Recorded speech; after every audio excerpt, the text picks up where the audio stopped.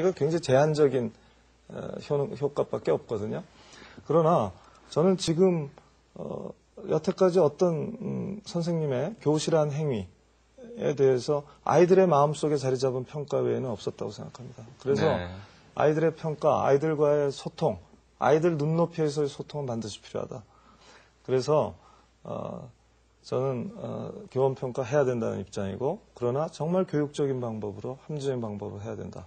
지금 이번에 전면 실시된 교원평가, 학부모 평가를 교과 과목에 대해서 시키는 거 넌센스라고 생각하는 것이고요. 네. 또 동료 교사 평가, 이 보여주기 위한 수업 공개를 통해서 해본들 상당히 높은 점수 고르게 나올 수밖에 없어서 큰 변별력이 없다고 생각을 하는데요. 이것 대신에 교사들 간에 같은 교과라든가 아니면 다 유사 교과들 간에 수업 연구 모임 몇 회 뭐 이런 방식이 더 낫지 않을까 싶기도 하고 네. 저도 정답을 갖고 있는 사람이 아니기 때문에 제가 TF를 구성해서 지금까지의 실시 상황에 대해서 전면적으로 검토하게 해서 네. 더 나은 대안을 마련할 것이다 이렇게 말씀드리겠습니다. 그리고 지난 8월에 교과부에서 수능 개편안을 발표했습니다. 반대 입장을 표명하신 것으로 알고 있습니다. 어떤 이유 때문인지요? 그러니까 이 수능이라는 게 중요성이 줄어들고 있질 않거든요. 예. 수시를 아무리 많이 뽑아도 결국엔 수시는 100% 들어가는 게 아닌 것이고 또 수시에서도 수능 점수를 참고하는 경향도 있고 예. 그래서 이 수능의 중요성이라는 건 뭐 줄어들질 않습니다. 결국 수능에 따라서 일반 고등학교가 수업 체제를 평가 체제를 디자인할 수밖에 없다는 거죠.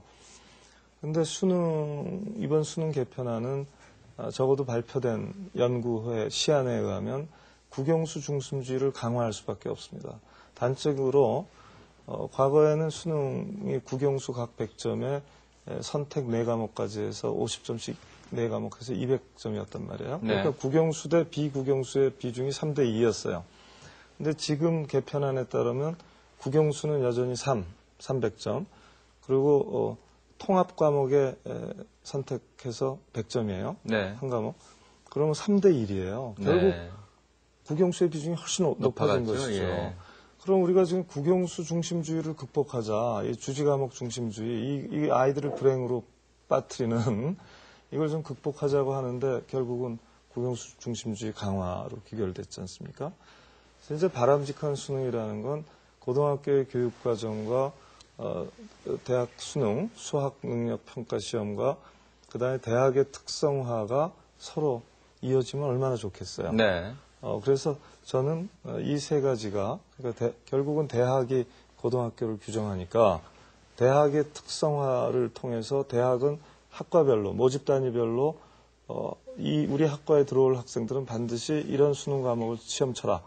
그리고 그 수능 과목은 이제 전공 유사성 관련성이 높은 거겠죠. 그럼 학생들은 이것을 내신 과목에서 고등학교 때 찾아 듣고 예. 그리고 그 과목은 수능에서 제공되고 이렇게 돼야 되죠. 그러니까 수능 과목의 다양화, 그다음에 개인 그 전공과들의 대학의 지정, 과목 지정, 네. 그리고 학교에서의 과목 선택 이런 것들이 같이 가는 본격적인 개혁을 하지 않으면 이 대학 서열화, 대학 특성화 대신 대학 서열화가 또 국영수를 벗어난 다양한 수능 대신에 국영수 중심주의가 결국 이것이 지금과 똑같은 입시 체제의 얽매인 고교 교육과정의 파행을 불가피하게 만들 거로 보는 겁니다. 한 그 100일 지나신 시점이죠. 교육감으로서 업무를 시작하신 지 상당히 많은 시간이 남아 있습니다. 이제 4년 가까운 시기인데요. 이제 성공한 교육감이 되기 위해서 그것은 결국 우리나라 교육 정책의 성공기도 할 터이니까요. 어떻게 임기를 이제 시작을 하시고 또 마무리하실 계획이신지 정리 말씀 부탁드리겠습니다. 예, 저는 지식인 출신이죠. 예. 지식인이 되고자 합니다만, 그러니까 현실 비판적인 지식인 되고자 했습니다.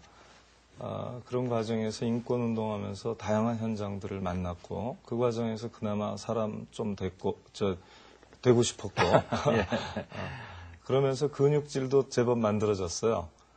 그래서 제가 진정성과 진지성 그리고 집요성에 관한 한 나름대로 자부할 만하다. 그렇게 뒤지지 않는다. 이렇게 생각합니다. 저는 이걸 가지고 정말 평범한 상식, 우리 아이들 정말 반듯하게 자기가 원하는 저 꿈을 향해서 가정 형편과 아무 상관없이 언제나 꿈을 향해서 갈 수 있는 여건 만들어줘야 된다고 생각하고 그런 공교육의 소임을 다하기 위해서 제가 가진 모든 것을 내놓을 거란 말이죠. 네.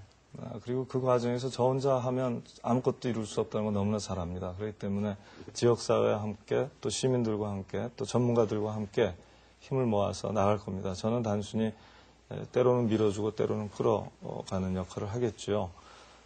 그런 과정에서 저는 가장 중요한 것은 우리 선생님들의 역할이라고 생각합니다. 주변을 둘러보면 정말 훌륭한 선생님들이 많이 계십니다. 그러나 또 한편으로 아쉽게 생각되는 선생님들, 타성과에 젖고 또 안주하고 계신 분들도 분명 계세요. 그러나 이제 교육감이 바뀌고 교육 행정이 바뀌고 있습니다.